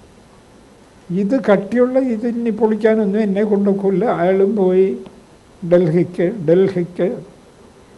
മൂന്നാമതൊരാൾ വന്നു, അല്ല ചിരട്ട വരെ കണ്ടു. അരെ ഇത് പോരാ, നമുക്ക് എന്ത് പ്രയത്നിച്ചും ഇതിനകത്ത് എന്തുണ്ട്. അയാൾ ചിരട്ട പൊളിച്ചു, അതിൻ്റെ വെള്ളം കുടിച്ചു, മധുരമധുരമായ വെള്ളം. അതിൻ്റെ പരിപ്പെല്ലാം മാറ്റി നോക്കി, ചിരട്ട അപ്പുറത്ത്, ചകരി ഇപ്പുറത്ത്, തൊണ്ടിപ്പുറത്ത്. ഇനി എന്താ നോക്കാൻ? എല്ലാം കഴിച്ചു, തൃപ്തിയായി. ഇനി വല്ലതും അന്വേഷിക്കാനുണ്ടോ? അവിടെയാണ് സാ കാഷ്ട. അന്വേഷണം അവസാനിച്ചിരിക്കുന്നു. അപ്പുറത്തൊന്നും ഇല്ല, ഒന്നേ ഉള്ളൂ. അയാൾ ഡൽഹിക്ക് പോയി ഒരു നാളികേര സെമിനാർ. ഈ 3 പേരും കൂടെ ഡൽഹിയിൽ സംഘടിപ്പിച്ചപ്പോൾ ആദ്യമായി പറഞ്ഞു, നാളികേരം വലിയൊരു ഘനപദാർത്ഥം. ഞാൻ എടുത്തു നോക്കിയതാണ്. ഇനിയിപ്പോൾ എന്നോട് ആരും തർക്കിച്ചിട്ടൊന്നും കാര്യമില്ല. ഞാൻ എടുത്തു നോക്കിയതാണ് നാളികേരം ഒരു ഘനപദാർത്ഥം. അപ്പോൾ രണ്ടാമത്തെ മഴ അങ്ങനെയൊന്നുമല്ല. ആ ഘന വസ്തു ഒന്ന് വിളിച്ചു നോക്കിയാൽ അതിനപ്പുറത്ത് വളരെ കട്ടിയുള്ള ഒരു സാധനമുണ്ട്. അതാണ് നാളികേരം. അത് ഇയാൾ സമ്മതിക്കില്ല. അല്ല, ഞാൻ കൈവെടുത്ത് നോക്കി എന്നെ കളിപ്പിക്കാൻ പാടില്ല, ഞാൻ സമ്മതിക്കില്ല. മൂന്നാമത്തെ ആൾ പറഞ്ഞല്ല, ആ കട്ടിയുള്ളതില്ല, അതിനപ്പുറത്തുണ്ട്. നാളികേരം ഒളിച്ചു നോക്കൂ. അതിനകത്ത് നല്ല മധുരമധുരമായ വെള്ളമുണ്ട്. മറ്റൊരു 2 പേർക്കും ആവുന്നു കിട്ടില്ലേ. നല്ല 1 തരം തേങ്ങ കയ്പുണ്ട്. അതൊക്കെ കഴിക്കാം.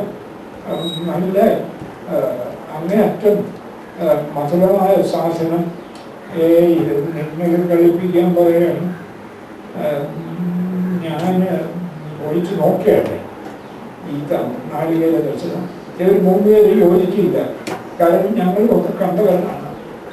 ഇവരിനെ 1000 കൊല്ലം സെമിനാർ നടത്തിയാലും എങ്ങനെയാണ് നാളികേരത്തെ കണ്ടെത്താൻ കഴിയുന്നത്? ഇതാണ് ഈ ലോകത്ത് നടക്കുന്ന എല്ലാ സെമിനാറുകളുടെയും സ്ഥിതി. ഞങ്ങളിത് പരിശോധിച്ച് നോക്കിയല്ലേ, എല്ലാം പരിശോധിച്ചു, അനുഭവിച്ചു, നല്ല മധുരജനം അനുഭവിച്ചു. ഇനി എന്ത് പരിശോധിക്കാൻ? ഒന്നുമില്ലെന്ന് ബോധ്യമായി അവിടം വരെ പോകണം.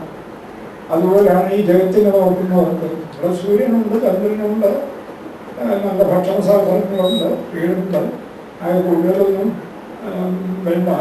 നാളികേരം എടുത്തു നോക്കിയ ആളിനെ പോലെയാണ് ഭൗതികവാദികൾ. എന്താ കാര്യം? ചന്ദ്രനിൽ പോയിരിക്കുന്നു, ഞങ്ങൾ ചൊവ്വായി പോകാൻ തയ്യാറെടുക്കുന്നു. ആരെയും കുറ്റം പറയുകയല്ല. ഞങ്ങളെക്കാൾ ധീരന്മാരാകുണ്ട്. സ്വയം ധീരാഹ പണ്ഡിതം മന്യമാനാഹ. ഞങ്ങൾ പണ്ഡിതന്മാരാണ്. ദദ്രമ്യമാണ പര്യന്തി മൂഢാഹ. ഉപനിഷത്തിനകം ദേഷ്യം എന്ന് പറയുമ്പോൾ ആണ് പറഞ്ഞിരിക്കുന്നത്. കിടന്ന് ചുറ്റിത്തിരിയുകയാണ്.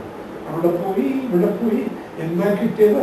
അവിടെ പോയിട്ട് കുറച്ച് മണ്ണ് കിട്ടി, ഇവിടെ പോയിട്ട് കുറച്ച് ഇരുമ്പ് കിട്ടി. അതൊക്കെ ഇവിടെയുള്ള സാധാരണ അല്ലെങ്കിൽ വേറെ ഞങ്ങളിപ്പോൾ തപസ് ചെയ്ത് കുറച്ച് ഭസ്മം കിട്ടി, അതൊക്കെ ഭസ്മമൊക്കെ ഇങ്ങനെ ഒരു വിരോധമില്ലേ? പക്ഷെ ഭസ്മം താഴെപ്പോയാൽ ചാക്രമത്തിന് വാങ്ങാറില്ല. നിങ്ങളൊരു ഭസ്മം കിട്ടാൻ വേണ്ടിയാണോ ഈ ജീവിതം നശിപ്പിച്ചത്? ചില സിദ്ധികൾ ശ്രീരാമകൃഷ്ണദേവൻ പറയാറുണ്ട്. ഒരാൾ ഗംഗാനദി വെള്ളത്തിൽ അങ്ങനെ ചവിട്ടി നടന്ന് മറയിലെത്തി. അപ്പം ഭഗവാൻ ചോദിച്ചിട്ട് എത്ര കാലം എടുത്തു? 40 കൊല്ലത്തിൻ്റെ ശ്രമമാണ് ഗുരുദേവ ഈ വെള്ളത്തിൽ. ഓ കഷ്ടം, നിങ്ങൾ ജീവിതത്തെ പാഴാക്കിയത്. 10 പൈസ ഒരു വള്ളക്കാരന് കൊടുത്താൽ അപ്പുറത്ത് കിടക്കണ്ടേ? അത് ഇതിനു വേണ്ടിയാണോ നിങ്ങൾ ഈ ജീവിതം പാഴാക്കി? സിദ്ധികളൊക്കെ അങ്ങനെ ഉണ്ടോ? ഇന്നലെ ആരോ എന്നോട് ചോദിച്ചു, സാർ അഷ്ടൈശ്വര്യ സിദ്ധിയൊക്കെ കിട്ടിയില്ലേ? അഷ്ടൈശ്വര്യ സിദ്ധി കിട്ടി. അത് ഏറ്റവും വലിയ സിദ്ധിയാണ് ആകാശഗമനം. ആകാശഗമനം ഇന്നിത് ആകാശത്തിൽ ആകാശഗമനം അഷ്ടൈശ്വര്യ സിദ്ധിയാണ്. പക്ഷെ എത്ര കാലം തപസ് ചെയ്യണം? വളരെ കാലം തപസ് ചെയ്യണം. തപസ് ചെയ്ത് ഇത് നേടിക്കഴിഞ്ഞാൽ ആ തപസ് നിലനിർത്തണം, കൃത്യമായി നിലനിർത്തണം. അല്ലെങ്കിൽ സിദ്ധികൾ തിരിച്ചടിക്കുക പോലും ചെയ്യും. പക്ഷെ കിട്ടുന്നതെന്താ? കേരളത്തിൽ നിന്ന് മദ്രാസിൽ ഒരു ജെറ്റ് പ്ലെയിനിൽ കയറിയ കുറച്ച് സമയം കൊണ്ടേ ജയിച്ചിടും, മദ്രാസിൽ എത്തിക്കുക. അപ്പൊ ഈ മദ്രാസിൽ ഉടനെ എത്തിയതുകൊണ്ട് ഇപ്പൊ എന്ത് കിട്ടിയതിനൊക്കെ കൂടുതൽ സുഖം കിട്ടിയോ? ഒരു ദുരഭിമാനം. ഞാൻ ഈ സിദ്ധി നേടിയവനാണ്. ഇതങ്ങനെയല്ല. മാസിഷ്ടം പറയുന്നേ ആത്മജ്ഞ വിഷയമാണ്. ആത്മതത്വം അന്വേഷിക്കുന്നതിന് ഈ സിദ്ധിയൊന്നും വിഷയമേ അല്ല. അദ്ദേഹം തിരിഞ്ഞു നോക്കാൻ പോലും കൂട്ടാക്കില്ല. സിദ്ധികൾ സ്വയം വന്നാൽ പോലും തിരിഞ്ഞു നോക്കാൻ കൂട്ടിയിട്ടില്ല. ആത്മജ്ഞ ശേഷ വിഷയ ആത്മജ്ഞോ ഹ്യാത്മരുസ്വയം. ആത്മജ്ഞം അനന്താനന്ദവിധിയായ ആത്മാവിനെ നിരന്തരം അനുഭവിച്ച് നിർവൃതി അനുഭവിച്ചുകൊണ്ട് കഴിയുന്ന ആളാണ്. അദ്ദേഹത്തിന് എന്തായി സിദ്ധി? ആത്മജ്ഞോ ആത്മദൃക്സ്വയം ആത്മനാത്മനി സന്തുഷ്ടോ. തൻ്റെ ആനന്ദസ്വരൂപം അനുഭവിച്ച് തന്നിൽ തന്നെ ആനന്ദിക്കുന്ന ആളാണ് ആത്മനിർഭർ. അദ്ദേഹം ഒരിക്കലും അവിദ്യാവനുധാപത്തി. ഇത് അവിദ്യ, കടുത്ത അവിദ്യനെ പാടെ സകല സത്യാന്വേഷണത്തെയും തടഞ്ഞോളെ. അങ്ങനെയുള്ള അവിദ്യയാണ് ഇത്തരം സിദ്ധികൾ. ഒരിക്കലും ഒരു സത്യാന്വേഷി ഇവയ്ക്ക് വഴങ്ങിക്കൊടുക്കുകയില്ല. അവിദ്യ അനുധാപത്തി. ഒരിക്കലും അവിദ്യയെ പിന്തുടർന്ന് അദ്ദേഹം പോകുന്നില്ല. നമുക്കിന്ന് ഒരല്പസമയം കൂടെ കൂടുതൽ എടുക്കാം, ദോഷമില്ല. ഏകശ്ലോകി പൂർണ്ണമായും CD എടുത്ത് പ്രസംഗിക്കുന്ന ആളിനെ പോലും കാണത്തക്കൊന്നുള്ള ഏർപ്പാടുകൾ ആണ് ഇവിടെ നടന്നുകൊണ്ടിരിക്കുന്നത്. അതുകൊണ്ടൊരു 10 മിനിറ്റ് കൂടെ എടുക്കാം. എന്തിന്? ഇതാണ് ഈ ആത്മദർശനത്തിൻ്റെ മഹത്വം. മറ്റ് സിദ്ധികൾ തുടങ്ങിയുള്ളവരെല്ലാം ഒരാത്മദർശിക്ക് അത്യന്തം നിസ്സാരം. അതിൻ്റെ പുറകെ അദ്ദേഹം പോവുകയില്ല. ഇതുപോലെ ഒരു പ്രയാസവും ഇല്ലാത്തതാണ് ഈ ആത്മദർശനം. നിങ്ങളുടെ യാഥാർത്ഥ്യം ഒന്ന് ചിന്തിച്ച് ദൃഢമായി ഉറപ്പിച്ചാൽ മതി. ആചാര്യസ്വാമികൾ ഇതിന് ചില കഥ പറയുന്നു. ഒരു രാജകുമാരൻ കുട്ടിക്കാലത്ത് തന്നെ ഒരു വേളക്കുടിയിൽ അകപ്പെട്ടു. വേളന്മാർ അവരെ വളർത്തി. വേളന്മാരുടെ വസ്ത്രധാരണം അതുപോലെ അവരുടെ സ്വഭാവം ഒക്കെ ആയിട്ട് വളർത്തി. അപ്പോൾ ആ രാജകൊട്ടാരത്തിൽ നിന്ന് ഈ കുട്ടിയെ ഇങ്ങനെ അന്വേഷിച്ച് നടക്കുക. എവിടെ പോയി, എങ്ങനെയോ അവിടെ നിന്ന് വിട്ടുപോയി. ഒടുവിൽ മനസ്സിലായി, രാജകുടുംബത്തിന് മനസ്സിലായി നമ്മുടെ കുട്ടി ഇതാ അവിടെയാണ് എന്ന് മനസ്സിലായി.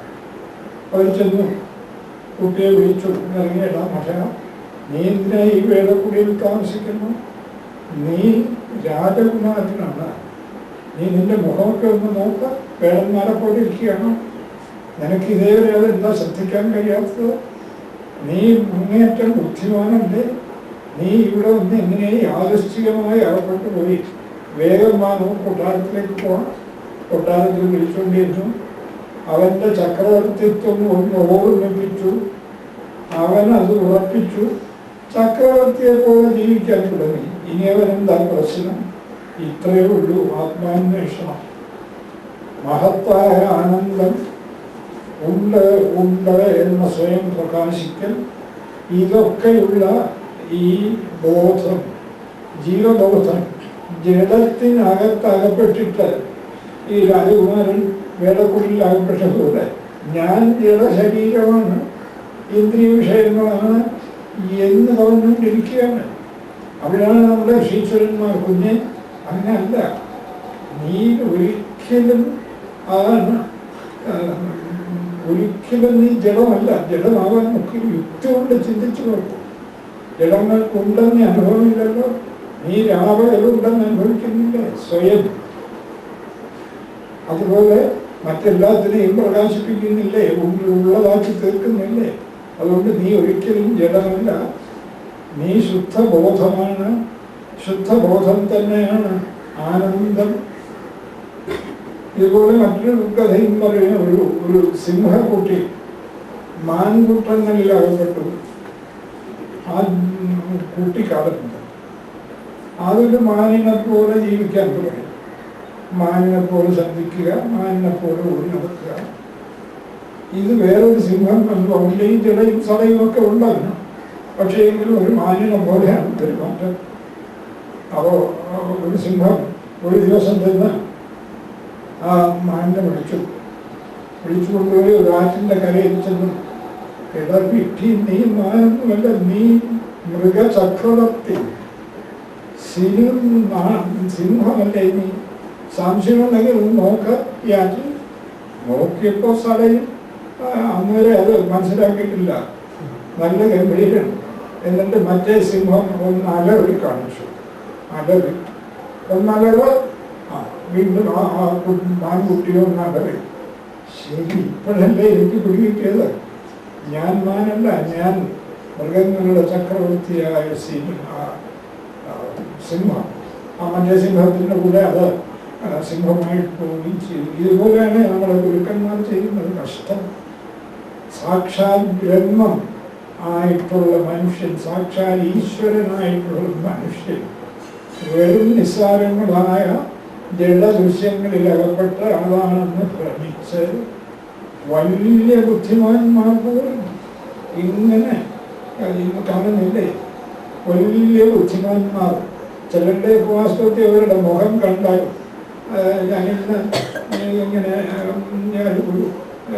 ഇന്നത്തെ ലോകത്തെ ഏറ്റവും വലിയൊരു ബുദ്ധിമാൻ എന്തൊക്കെയോ പോരാതെ എന്തിലൊക്കെയോ ചെന്ന് വീഴുന്നു. അദ്ദേഹത്തിൻ്റെ മുഖമൊക്കെ കണ്ടാൽ അങ്ങനെ മാടി വരണ്ട് ലക്ഷങ്ങളായിട്ട് നിമിഷം പ്രതി ലക്ഷത്തിന് വരവുള്ള ആളാണ്.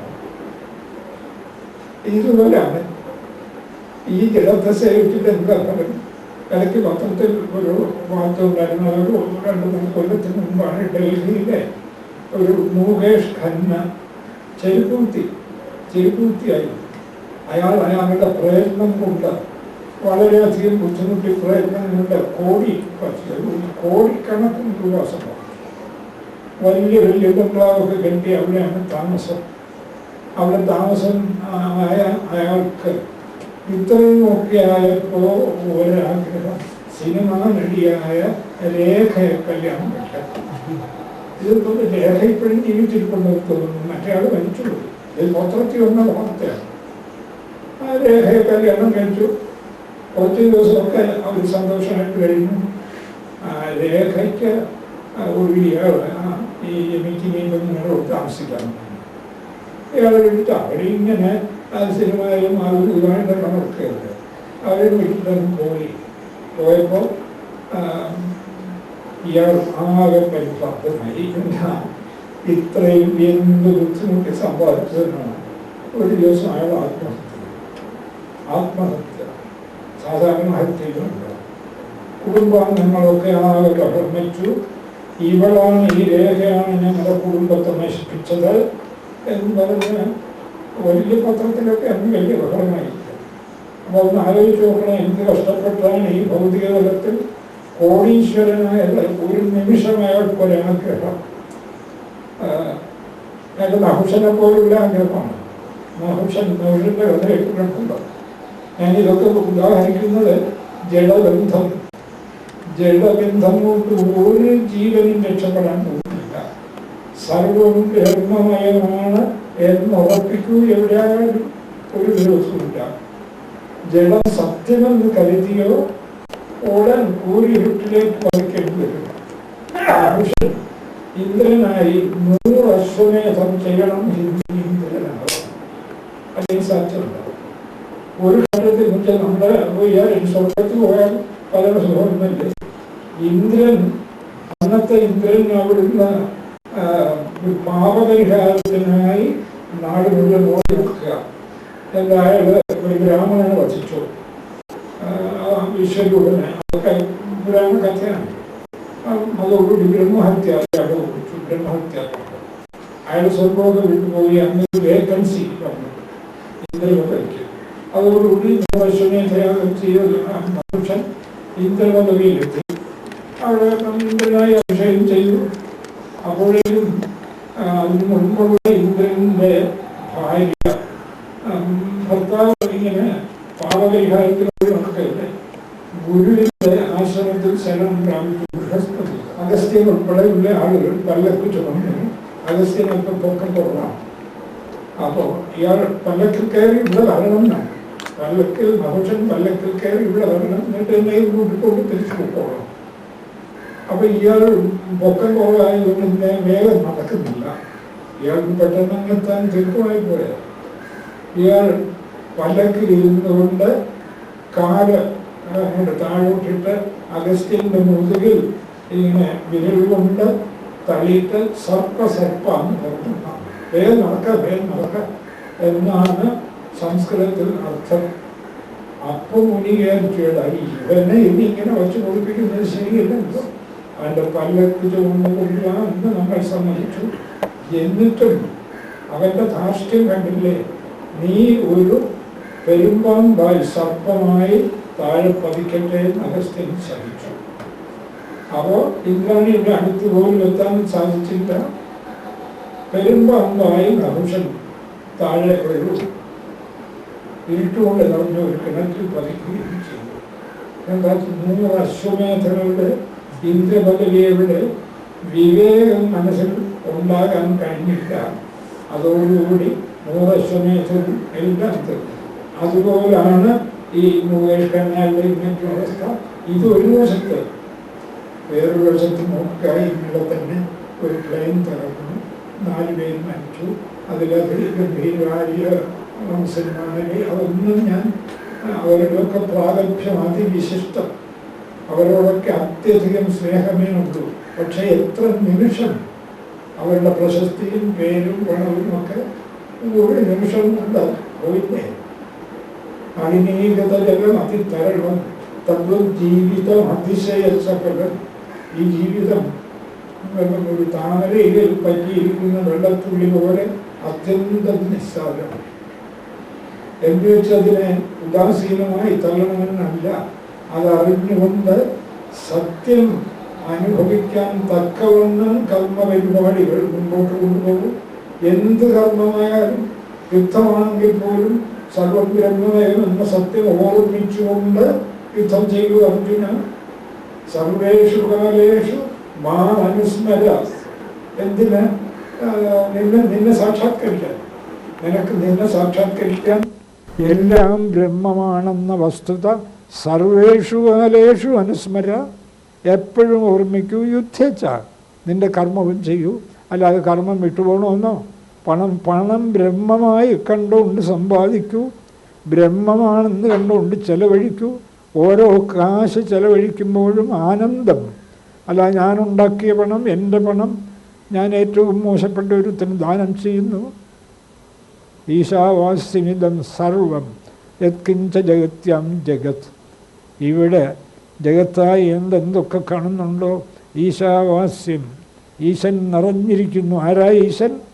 നിങ്ങൾ തന്നെ ഈശൻ. ആ ഈശൻ നിറഞ്ഞിരിക്കുന്നു. ഇതെങ്ങനെ അനുഭവിക്കാൻ കഴിയും? ഞാൻ തന്നെ ഈശനും എന്ന് തേന ത്യക്തേന ഭുഞ്ചീത, ത്യജിച്ചിട്ട് ഭുജിക്കൂ. എന്താ? ഈ കാണുന്നതൊന്നും ഞാനല്ല എന്നുറപ്പിക്കൂ. അതാണ് ഈ കാണുന്നതൊക്കെ ജഡമൊന്നും ഞാനല്ല. ജഡമൊക്കെ പ്രത്യേകം ഉള്ളതാണെന്ന് കരുതുന്നുണ്ടെങ്കിൽ ഞാനല്ല. നേരെ മറിച്ച് ബ്രഹ്മത്തിലെ ഭ്രമമാണ്, അതുകൊണ്ട് ഇവയൊക്കെ ബ്രഹ്മം തന്നെ എന്ന് തീരുമാനിക്കാനാണ് ത്യാഗം. അല്ലാതെ ഇതൊന്നും ജയിച്ചിട്ട് ഋഷികേശത്തേക്ക് ഓടിപ്പോകുന്നതൊന്നുമല്ല ത്യാഗം. അവിടെ ഒന്നും ചെന്നാൽ ത്യാഗമാവുകയില്ല. ഈ ത്യാഗം കൊണ്ട് സർവം ഈശ്വരമയമെന്ന ശാസ്ത്രീയ സത്യം രാപകൽ ഉറപ്പിച്ച് എവിടെയായാലും യുദ്ധക്കളത്തിലാവട്ടെ, അടുക്കളയിലാകട്ടെ, പാടത്താവട്ടെ ഉറപ്പിച്ചാൽ നമുക്ക് നമ്മെ കണ്ടെത്താൻ പറ്റും. ഞാൻ ജ്യോതിസ്സുകളുടെ ജ്യോതിസ്സാണ്. ജ്യോതിർജ്യോതി പരം ജ്യോതി, ജ്യോതിസ്സുകളുടെ ജ്യോതിസ്സാണ്. ആത്മജ്യോതി ശിവോസ്മ്യഹം, ഞാൻ ആത്മജ്യോതിസ്സാണ്. ശ്രീശങ്കര ഭഗവത്പാദർ ബ്രഹ്മജ്ഞാനാവലിമാല എന്ന കൃതിയുടെ ഒടുവിൽ പറയുന്ന ശ്ലോകമാണ്. ജ്യോതിസിൻ്റെ ജ്യോതിസ്സാണ് ഞാൻ, ഉള്ളിൽ പ്രകാശിക്കുന്ന ആത്മജ്യോതിസ്സാണ്. ശിവോസ്മ്യഹം, സർവപ്രപഞ്ചത്തിനും മംഗളമരുളുന്ന ശിവനാണ് ഞാൻ. ധൈര്യമായിട്ട് ഇത് ഉറപ്പിക്കുക, ഒന്നും പേടിക്കാനില്ല, ഒന്നും. ഇതാണ് ഏകശ്ലോകിയിൽ ഭഗവാൻ നമ്മെ പഠിപ്പിക്കുന്ന പാഠം. നീ ജ്യോതിസിൻ്റെ ഒക്കെ ജ്യോതിസ്സാണ്. ഇവിടെ പറയുന്ന ഭവാൻ പരമകം ജ്യോതി, കുഞ്ഞെ നീ തന്നെയാണ് അങ്ങേയറ്റത്തെ വെളിച്ചം. തദസ്മി പ്രഭോ, പ്രഭോ ശരി. ഇത് ഉൾക്കൊള്ളുക, ഒരു പ്രയാസമില്ല. പറ്റുന്നിടത്തോളം ഓർമ്മിച്ച് പോവുക, മറന്നു പോകുമ്പോൾ വീണ്ടും ഓർമ്മിപ്പിക്കുക. അതാണ് അഭ്യാസം. അർജുനന് പോലും കിട്ടിയത് ഈ ഓർമ്മയാണ്. ഭഗവാനെ നഷ്ടോ മോഹ, എനിക്ക് മോഹം നഷ്ടപ്പെട്ടു. നഷ്ടോ മോഹ സ്മൃതിർലബ്ധ, ഓർമ്മ. ഞാൻ ഈശ്വരനാണ്, ഞാൻ ഈ ജഗത്തിൻ്റെ മുഴുവൻ ഉടമസ്ഥനാണ് എന്ന ഓർമ്മ എനിക്ക് കിട്ടി. നഷ്ടോ മോഹ സ്മൃതിർലബ്ധ ത്വത്പ്രസാദാത്മയ അച്യുത, അങ്ങയുടെ കാരുണ്യം കൊണ്ട് എനിക്ക് ആ ഒരു സൗഭാഗ്യം കിട്ടി. ഇതേ നമ്മളും ചെയ്യേണ്ടതായിട്ടുള്ളൂ. ഇതിനൊന്നും തടസ്സമല്ല. കൃഷ്ണൻ പറയുന്നു സുസുഖം കർത്തും. ഇടയ്ക്കിടയ്ക്ക് മറന്നു പോകും. അതല്ലാതെ ഞാൻ ചോദിക്കട്ടെ, എന്താ 4 കാശ് ചെലവില്ലല്ലോ, ഇന്ന സ്ഥലത്തെ ആകാവുന്നില്ല. ഈ ഓർമ്മ, ഞാൻ അഖണ്ഡ ബോധബ്രഹ്മമാണ്, ഈ കാണുന്നതൊക്കെ അതാണ് എന്ന ഓർമ്മ നിലനിർത്താൻ ഇന്ന വ്യക്തിക്ക് പാടുള്ളൂ, സ്ത്രീക്ക് പാടില്ല, ഇന്ന പുരുഷന് പാടില്ല, അങ്ങനെ ഒന്നും ഇവിടെ നിയമമില്ല. കൊച്ചു കുഞ്ഞിന് പോലും ഇത് സാധിക്കും. പ്രഹ്ലാദനും മറ്റും ആ മാതൃഗർഭത്തിൽ കിടക്കുമ്പോൾ ഈ വിദ്യ അഭ്യസിച്ച് വശത്താക്കിയതാണ്. കൊച്ചു കുഞ്ഞുങ്ങൾക്ക് പോലും അവർ പൂർവ്വപുണ്യം ചെയ്തവരാണെങ്കിൽ ഇത് സാധ്യമാവും. അത് നമ്മെ ഓർമ്മിപ്പിക്കുകയാണ് ഗുരുപാദർ ഈ ഏകശ്ലോകി എന്ന കൃതിയിലൂടെ.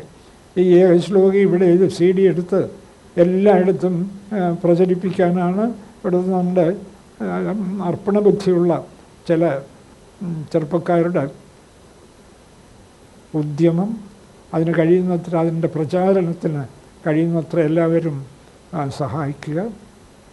ജ്ഞാനസൂര്യം അരവിന്ദം ആത്മനോദേശികം ശിവപദപ്രബോധകം ഭാഷ്യകർമ്മകൃത ലോകസംഗ്രഹം പാദപാതമിഹ നവമി ശങ്കരം. ജ്ഞാനസൂര്യം അരവിന്ദം. അരവിന്ദങ്ങൾക്ക് ജ്ഞാനസൂര്യനായിട്ടുള്ള ഹൃദയ അരവിന്ദത്തിന് അരവിന്ദത്തെ വിടർത്തുന്നത് സൂര്യനാണല്ലോ. ആത്മനോദേശികം, എൻ്റെ